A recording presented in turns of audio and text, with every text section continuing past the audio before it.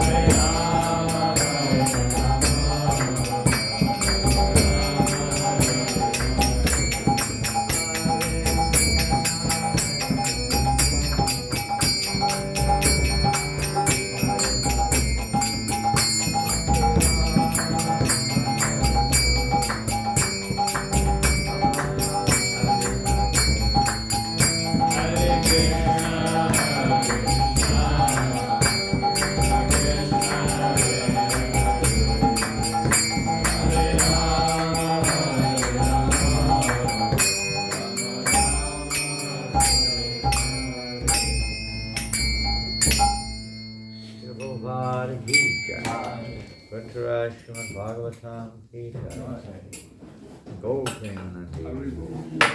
All glories to the assembled devotees. All glories to Sri Guru and all glories to Sri Prabhupada. Om Vishnu Gadaya Krishna Vishtaya Bhutale Srimate Mukti Vedanta Swaminiti Namane. Namaste Saraswate Devi Gauravani Pracharine Nirvasesha Sanyavari Pastachari Satarine. You okay there, Vasananda, with the books? I think so, Maharaj. You don't need any. Is that your quota for today? Yeah. Actually. Yesterday we went to Houseman San Lazar. It was quite nice. We went to Houseman San Lazar yesterday. What's my sense? It's nice. Very busy. Busier than Châtelet. Very nice people. One girl came from the Harinam to the program. First time. They didn't know her. Very, very appreciative. Muslim girl. Tunisian. Very nice. Jai Shri Prabhupada. So we're reading from nowhere about nothing today. From Srimad Bhagavatam or Chaitanya? Well, I don't know. We can do both. I don't know. If we read from Chaitanya Charitamrita, that's fine, but you have to get the right book. It's Raghunath Das Goswami's Chiradhoya Mahotsav today. Yeah, So we can read from there, but you have to bring the book. it's about the festival today. Festival today, right? Exactly.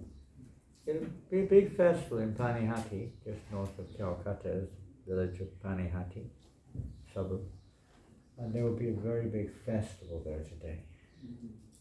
Presumably, I've never been for that festival, but I would assume it's very big.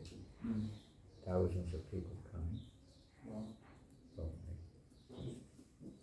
Well known. Jai Jai Shri Chaitanya Jaya Nityananda Jaya Jaya Shri Chaitanya Jaya Nityananda Jaya Advaita Chandra Jaya Gaura Bhakta-vrinda Jaya Advaita Chandra Jaya Gaura Bhakta-vrinda Jaya Jaya Shri Chaitanya Jaya Nityananda Jaya Jaya Shri Chaitanya Jaya Nityananda Jaya Advaita Chandra Jaya Gaura Bhakta-vrinda Jaya Advaita Chandra Jaya Gaura Bhakta-vrinda Jai Jai Shri Chaitanya Jaya Nityananda Jaya Jaya Shri Chaitanya Jaya Nityananda Jaya Advaita Chandra Jaya Gaura Bhakta-vrinda Jaya Advaita Chandra Jaya Gaura Bhakta-vrinda Hare Krishna.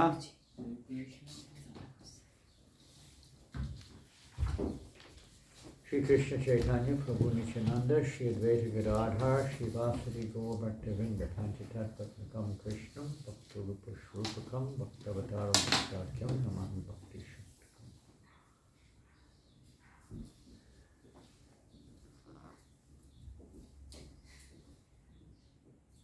Who's cooking breakfast? We did. You did between you?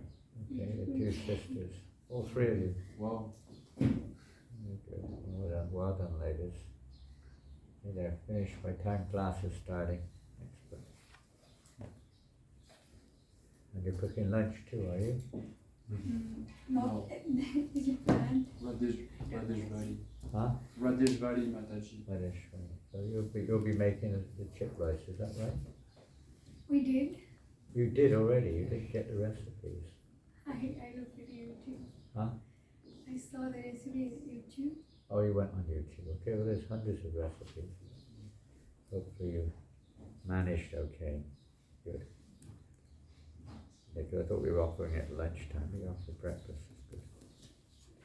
So we're reading from the Chaitanya Charitamrita, and this is from the Antya Lila, the last Lila of the Chaitanya Charitamrita, and it is chapter 6.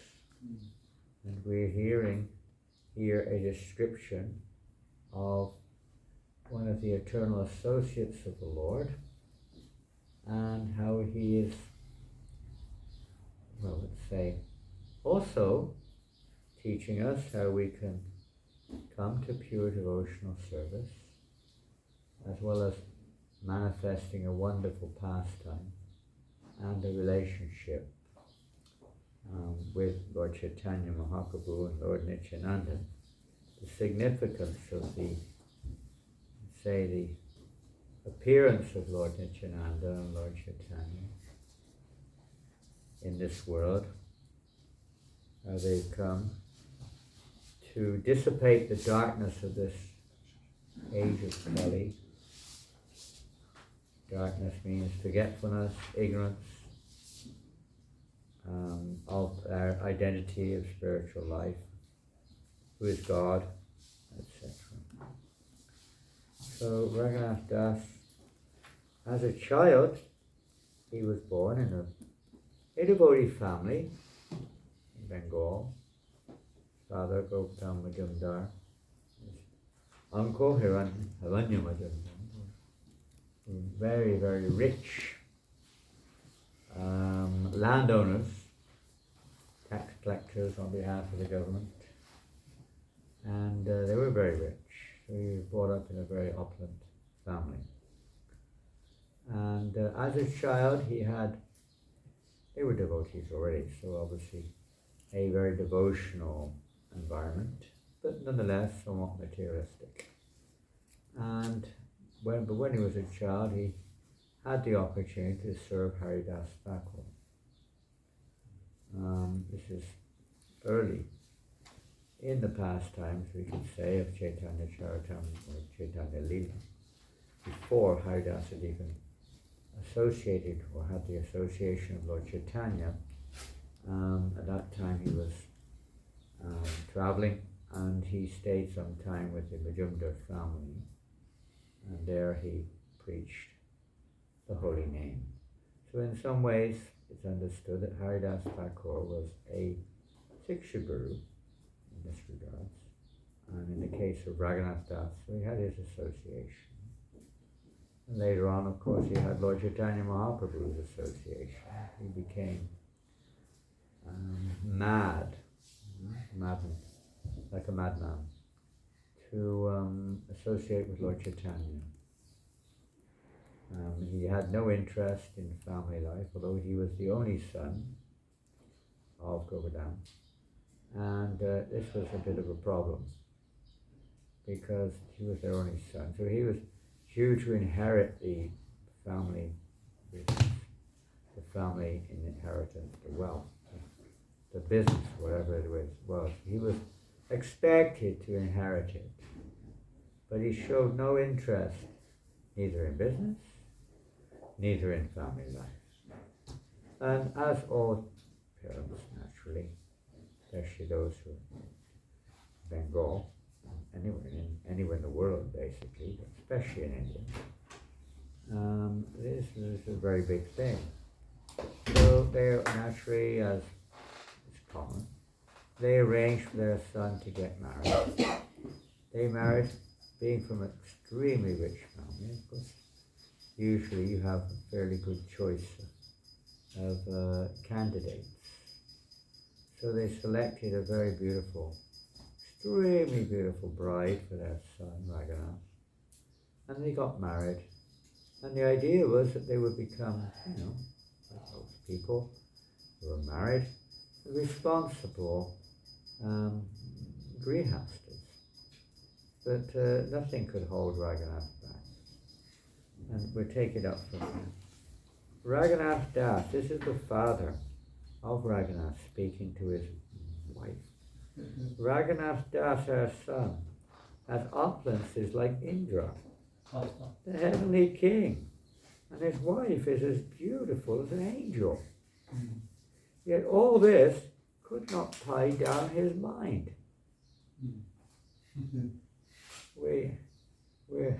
What do we have? Most of us something. Many of us were almost nothing materially, not very, whatever. Not many opulences, to say the least. Still, we can't give it up.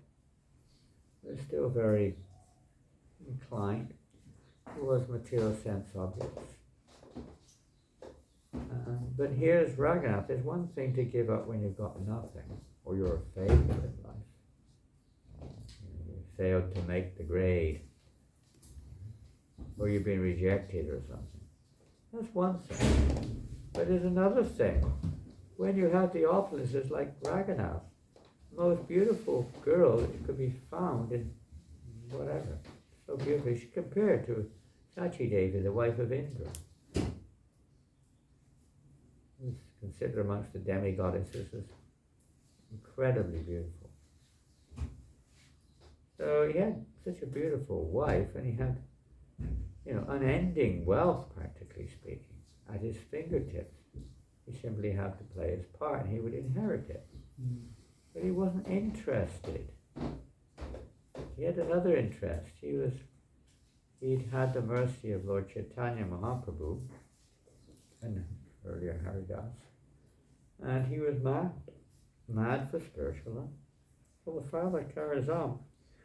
Actually, what was happening, he was trying to run away every day from home. Practically, regularly, trying to escape from family life. Some people may do it for the wrong reasons. This is an extraordinarily rare situation, but it's a justifiable one. Most are not justifiable. This one, in a sense, is, though not appreciated by materialistic people, no doubt. But they tried to keep him back. They had guards on the house. He would run, they would go out in all directions and bring him back.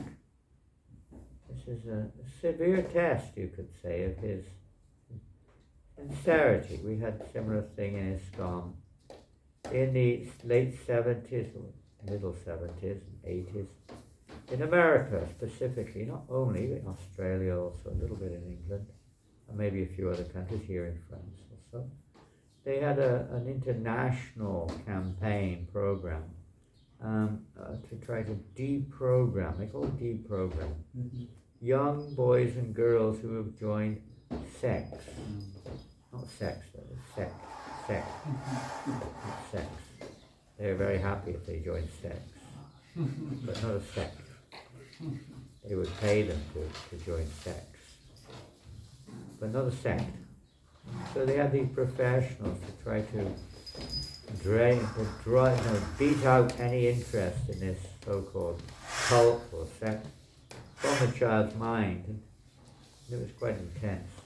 Many, not just Hare Krishna movement, all other kinds of movements were also targeted.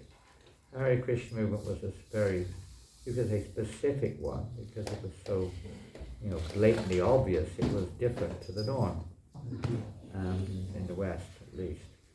So the big thing, and many devotees were kidnapped and tortured, basically speaking, to try to drive it out of their minds. Become normal.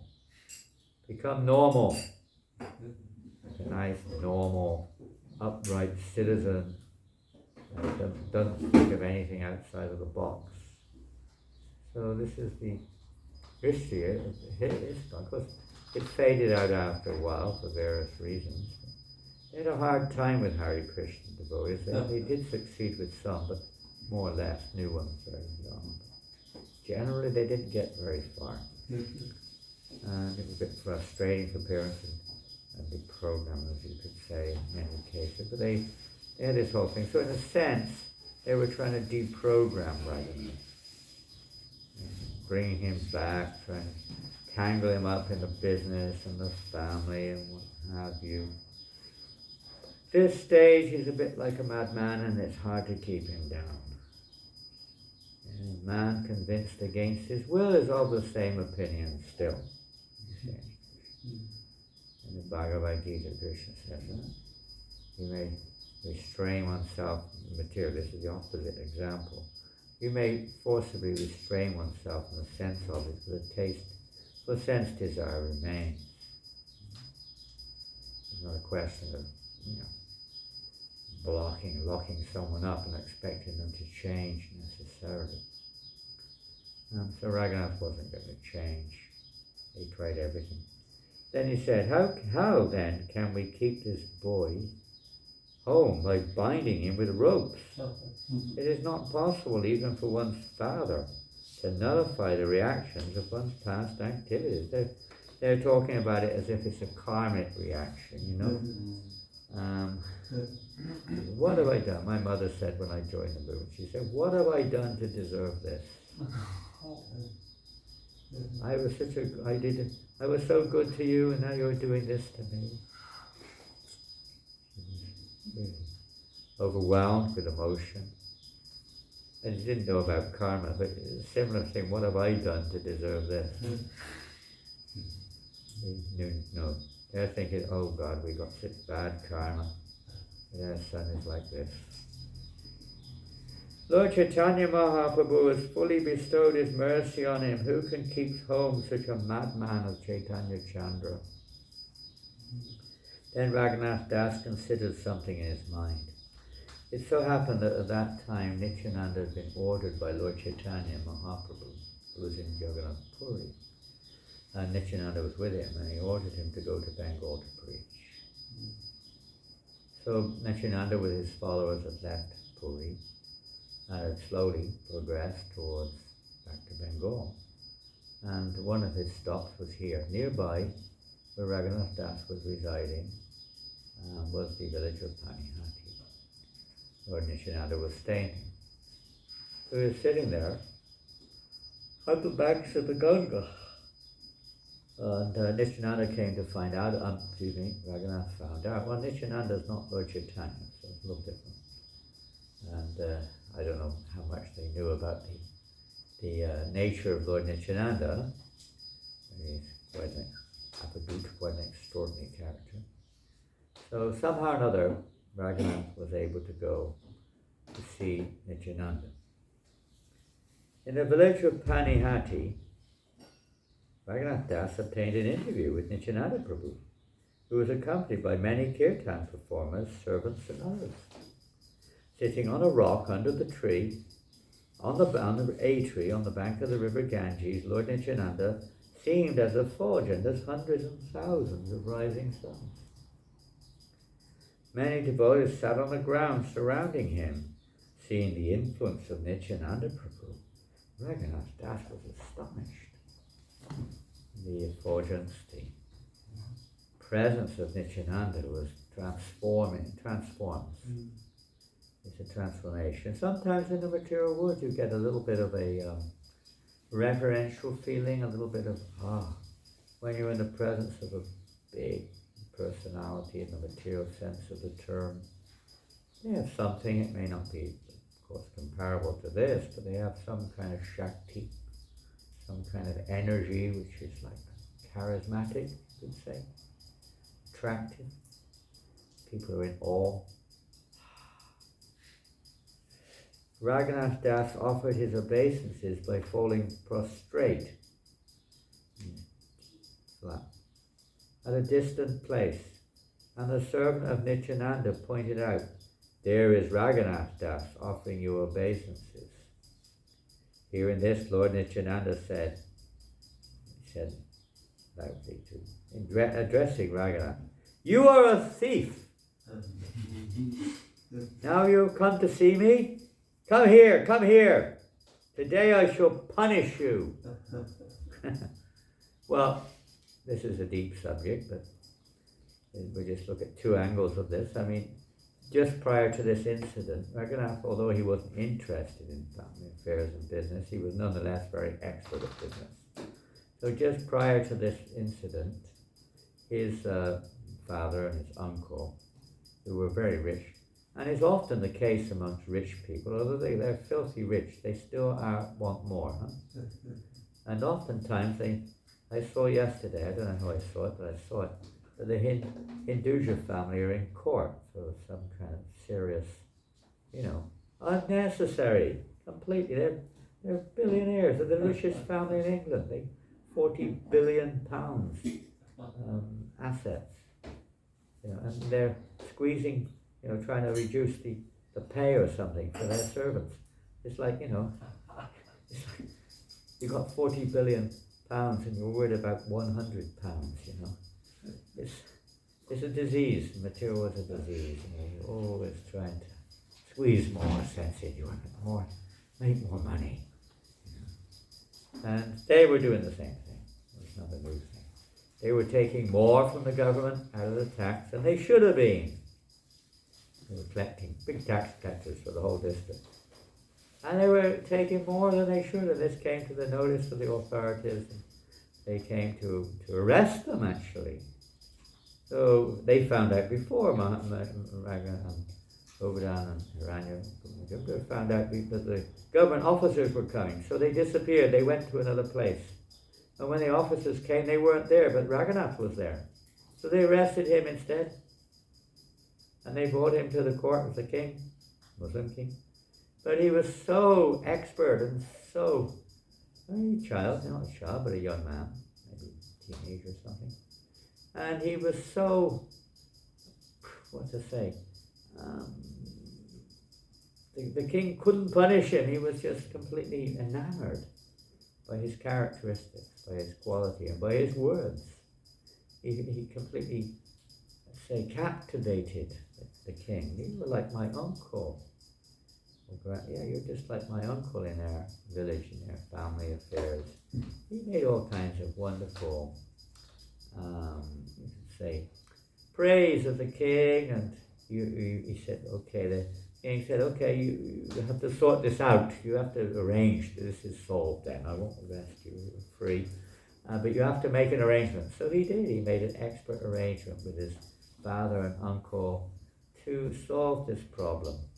And everybody was happy. He was a very good diplomat. Expert diplomat. So in that sense, he was less, you could say, how is he a thief? Well, that's one angle. His family were extortion. They were getting money which they shouldn't have done out of the government. And another angle of that is that, generally speaking, when the thief stays at a distance. They don't police around, they stay at a distance. They don't come close in. So he's offering his obeisances at a distance. So what are you doing? You're like a thief. You're way out there offering obeisance. Come here, you thief. There's a kind you could take it a little bit, familiar. But yes, a thief will stay at a distance, generally speaking. But that's not the real meaning here, which is not directly mentioned, indirectly mentioned. The real meaning of this is that that Raghunath Das have been trying to escape, have been trying to take shelter of Lord Chaitanya.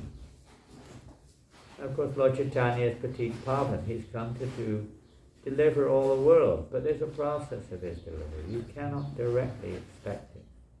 It's there, but you can't get it in full. It's not available.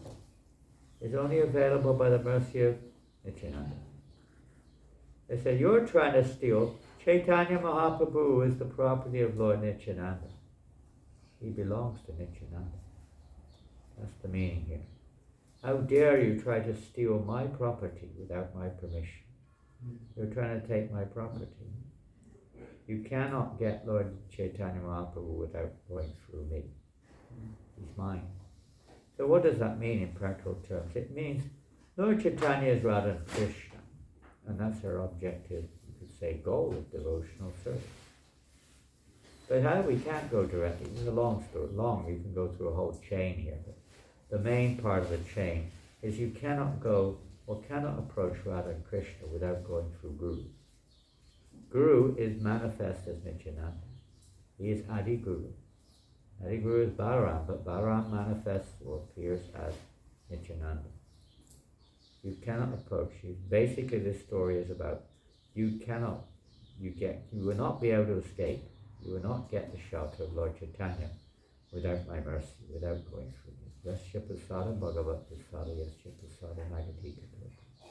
Without the mercy of the spiritual master, you cannot get the mercy of Krishna. Not possible. This is Krishna's arrangement. We can say what we like.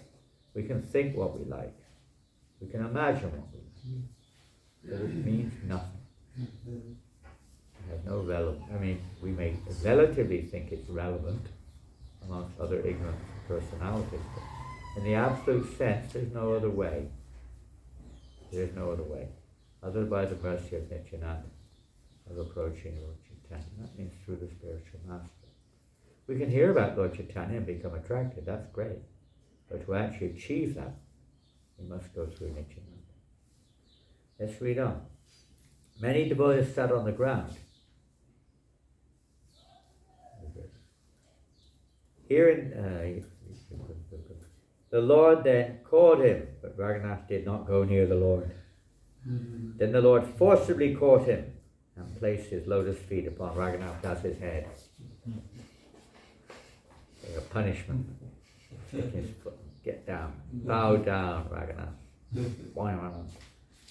Lord Nityananda was by nature very funny and merciful. Being very merciful, he spoke to Raghunath Das as follows. You are just like a thief, for instead of coming near, you stay away at a distant place. Now that I have captured you, I shall punish you. When thieves get caught, they get punished. In the material world, you may, by various methods, you may appear to get away with it. If you can't get away with it in the terms of material nature, karma catches everyone. And in this particular case, you can't trick your way to Godhead. Krishna can see everything in your heart. Whatever it is there, don't think you can hide it and put on a good show.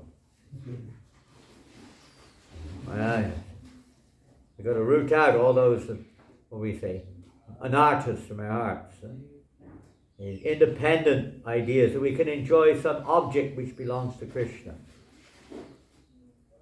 That's the nature of the material world, the disease of this world. We think we can enjoy Krishna's property without him. We want the kingdom of God without God. Yes, we want heaven on earth. We want, or heaven in heaven. We want heaven, but we don't want God. Give me heaven. Give me the nectar. I want to enjoy. Our business is not to enjoy. Our business is to bring enjoyment to Krishna. Then you automatically enjoy. But that we don't want, because we want to be a little God ourselves. Enjoy him. Then, how does he punish him? He's going to punish him now. Very severe. He's a thief. Is he going to... Traditionally, they used to cut their hands off. They don't do that now. Maybe in some countries. That was the traditional punishment. Cut the thief's hand off so he can't do it again. Pretty heavy. They had some pretty, serious business. Human life is a serious business. It's not a joke. It's to go back to Godhead. So a person is doing something which is detrimental. You have to help them not to do it. And if they don't listen, you have to help them a little bit more, and so on. It's the Vedic society or human society. Nowadays we don't believe in God or karma, reincarnation or anything, even though we may loosely identify ourselves as being religious, we still have no spiritual understanding of how it all goes on. And so on and so forth. So, here's the punishment. Are you ready? This is a severe punishment. Make a festival and feed all of my associates yogurt and chip rice. Hearing this, Raghunath Das was greatly pleased. Raghunath Das immediately sent his own men to the village to purchase all kinds of eatables and bring them back. Raghunath Das brought chip rice, yogurt, milk, sweetmeats, sugar, bananas, and other eatables, and placed them all around. As soon as they heard that a festival was going to be held, you know what happens, don't you? We're going to have a festival. There's going to be a feast. What happens? What time? The first thing asked. What time's the feast? Well, the program starts at 5. The feast is at 7. Okay, 7 o'clock, huh? Feast at 7. So at 5 to 7, thousands of people turn up. That happens here. Usually, the attendance at Prasadam is usually anything from 10 to 3 times bigger than it is during the program. And many temples in ISKCON are like that. Everyone just sort of appears at the feast. They're not there for the class or the kirtan, maybe they are too, but not earlier kirtan. We really miss, not completely missing the point, but largely missing the point. As soon as they heard there was a festival was going to be held, all kinds of Brahmins and other gentlemen began to arrive. Thus there were innumerable people. They weren't there before, but when they heard there was a feast, aha, let's go. Seeing the crowd increasing, Raghunath Das arranged to get more eatables from other villages. He also brought 200 to 400 large round earthen pots.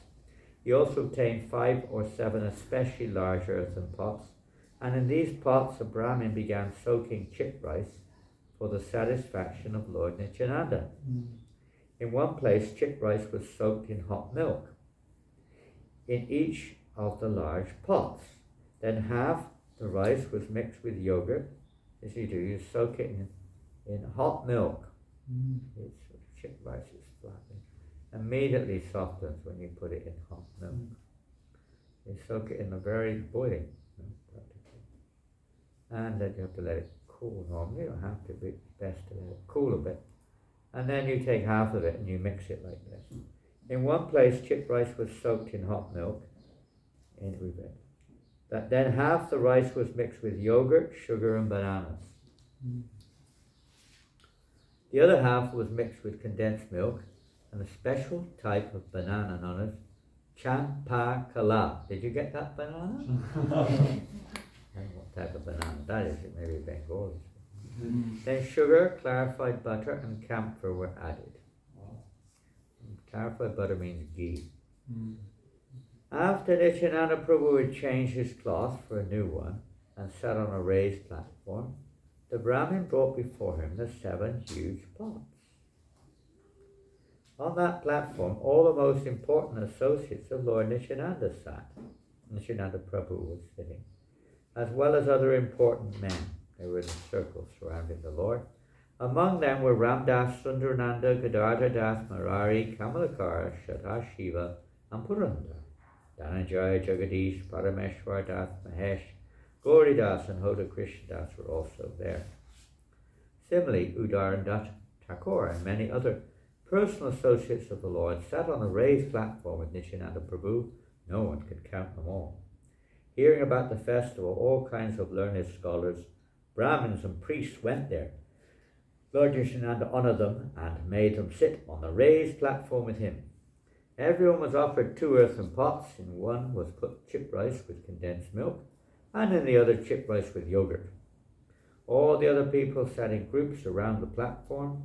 No one could count how many people there were. Each and every one of them was supplied 2 earthen pots, one of chip rice soaked in yogurt, and the other chip rice soaked in condensed milk. Some of the Brahmins, not having gotten a place on the platform, went to the bank of the Ganges with their 2 earthen pots and soaked their chip rice there. Others who could not get a place even on the bank of the Ganges got down into the water and began eating their 2 kinds of chip rice. Some sat on the platform, some at the base of the platform, and some on the bank of the Ganges. And they were all supplied 2 pots each by the 20 men who distributed the food. Now, it's a very nice thought just came in. I don't know if we'll see it in this lifetime, but we do have done sometimes. Enacting this pastime in literal fact. Somebody's prepared all these prasad. We go through, someone's taken the part of Nityananda, someone these different associates, someone else Raghunath Das, and then other devotees said that we haven't got enough devotees here to do it all, but other devotees coming in, and they're all sitting around. We can go down to the local park there and do it on the lake, perhaps, down at the park there, and do a whole drama down there with chip rice festival. Thus, some men sat on the platform, some on the base of the platform, some on the bank of the Ganges. At that time, Raghava Pandit arrived there, another great associate of the Lord. Seeing the situation, he began to laugh in great surprise. He brought many other kinds of food, cooked in ghee and offered to the Lord. This prasad he first placed before Lord Nityananda and then distributed among the devotees. It wasn't just chip rice. Raghava Pandit said to Lord Nityananda, "For you, sir, I have already offered food to the deity, but you are engaged in a festival here." And so the food is lying there untouched. He'd already prepared prasadam for Lord Nityananda at his home. Lord Nityananda replied, "Let me eat all this food here during the day. I shall eat at your home at night. I belong to a community of cowherd boys, and therefore I generally have many cowherd associates with me. I am happy when we eat together in a picnic like this by the sandy bank of the river." Lord Nityananda made Raghava Pandit sit down and had 2 pots delivered to him also. There were 2 kinds of chick rice soaked in them. When chick rice had been served to everyone, Lord Nityananda Prabhu, in meditation, brought Sri Chaitanya Mahaprabhu. When Chaitanya Mahaprabhu arrived, Lord Nityananda Prabhu stood up. They then saw how the others were enjoying the chick rice with yogurt and condensed milk. From each and every pot, Lord Nityananda Prabhu took 1 morsel of chick rice and pushed it into the mouth of Chaitanya Mahaprabhu as a joke.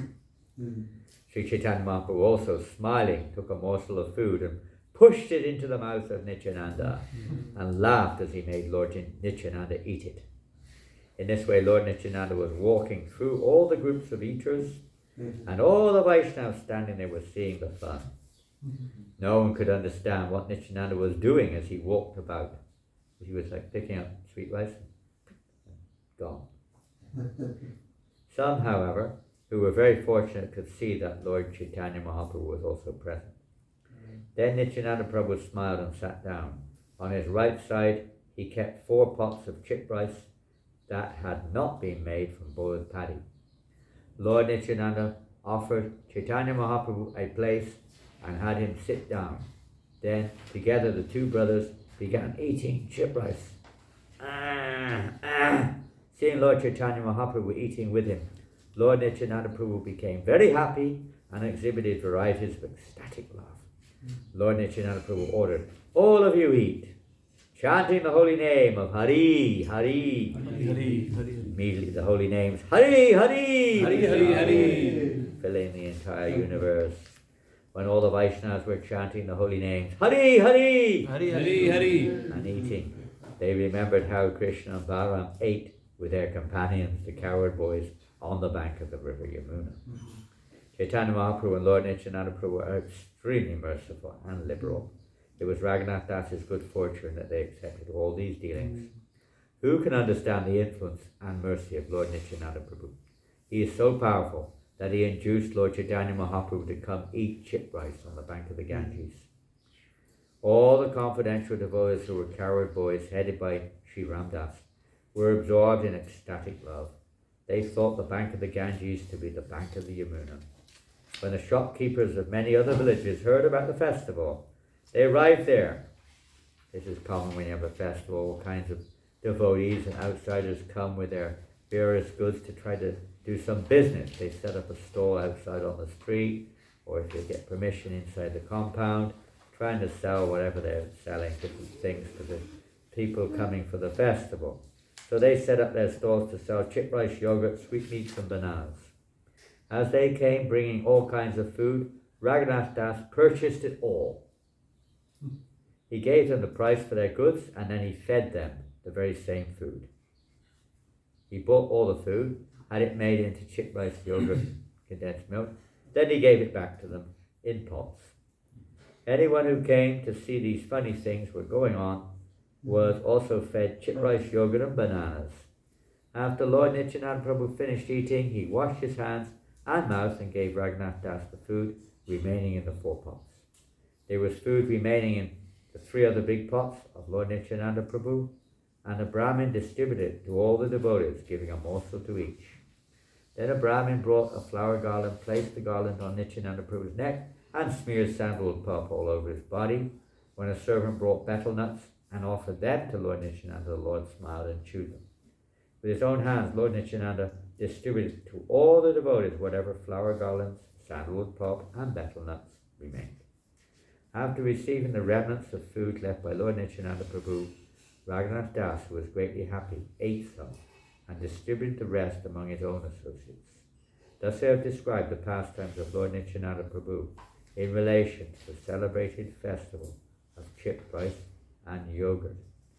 Nityananda Prabhu rested for the day, and when the day ended, he went to the temple of Raghava Pandit and began congregational chanting of the holy name of the Lord. Lord Nityananda Prabhu first influenced all the devotees to dance, and finally he himself began dancing, thus inundating the entire world in ecstatic love. Lord Chaitanya Mahaprabhu was observing the dancing of Lord Nityananda Prabhu. Wherever Lord Nityananda dances, Lord Chaitanya is there. He's also always there in Raghava Pandit's house when he cooks. Nityananda Prabhu could see this, but the others could not. The dancing of Lord Nityananda, like the dancing of Chaitanya Mahaprabhu, cannot be compared to anything within the three worlds. No one can properly describe the sweetness of Lord Nityananda's dancing. Sri Chaitanya Mahaprabhu personally comes to see it. After the dancing and after Lord Nityananda has rested, Raghava Pandit submitted his request that the Lord take supper. Lord Nityananda Prabhu sat down for supper with his personal associates and made sitting place on his right side for Sri Chaitanya Mahaprabhu. Sri Chaitanya Mahaprabhu came there and sat down at his place. Seeing this, Raghava Pandit felt increasing happiness. Raghava Pandit brought the prasadam before the two brothers, and thereafter distributed prasad to all the other devotees. There were varieties of cakes, sweet rice, fine cooked rice, that surpassed the taste of nectar. There were also varieties of vegetables. The food prepared and offered to the deity by Raghava Pandit was like the essence of nectar. Chaitanya Mahaprabhu came there again and again to eat such prasad.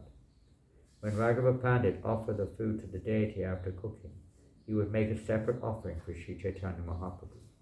Every day Sri Chaitanya Mahaprabhu would eat at the house of Raghava Pandit. Sometimes he would give Raghava Pandit the opportunity to see him. Raghava Pandit would bring and distribute prasadam to the two brothers, feeding them with great attention. They ate everything, and therefore there were no remnants left. He brought so many presentations that no one could know them perfectly. Indeed, it was a fact that the Supreme Mother, Radharani, personally cooked in the house of Raghava Pandit. Radharani herself was there cooking. Srimati Radharani received from Devasa Muni the benediction that whatever she cooked would be sweeter than nectar. This is a special feature of her cooking. She wasn't depending upon Devasa Muni's boon, you can see. Nonetheless, this is how pastimes are. Aromatic and pleasing to see, the food was the essence of all sweetness. Thus the two brothers, Lord Chaitanya Mahaprabhu and Lord Nityananda Prabhu, ate it with great satisfaction. All the devotees present requested Raghunath Das to sit down and take prasad, but Raghava Pandit told him he will take prasad later. All the devotees took prasad, filling themselves to the brim. Thereafter, chanting the holy name of Hare, they stood up and washed their hands and mouths. After eating, the two brothers washed their hands and mouths. Then Raghava Pandit brought flower garlands, sandalwood pop, and they decorated them. Raghava Pandit offered them betel nuts and worshipped their lotus feet.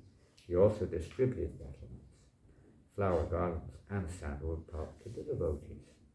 Raghava Pandit, being very merciful toward Raghunath Das, offered him the dishes with the remnants of food left by the two brothers.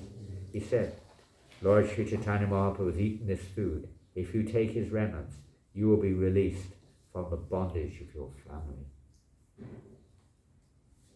The Supreme Personality of Godhead always resides here in the heart or in the home of the devotee. So here now the devotees are blessing Raghunath. He will be released. So Raghunath was punished. The Guru punishes the disciple to release the disciple from, let's say, whatever bondage, whatever attachments there are in this material world. Chastisement is there. And then on the other side, then the devotees give their blessings. So they're about to bless. The Supreme Personality of Godhead is all pervasive. The Supreme Personality of God always resides either in the heart or in the home of the devotee. The fact is sometimes hidden and sometimes manifest. For the Supreme Personality of Godhead is fully independent. The Supreme Personality of God is all pervasive, and therefore he will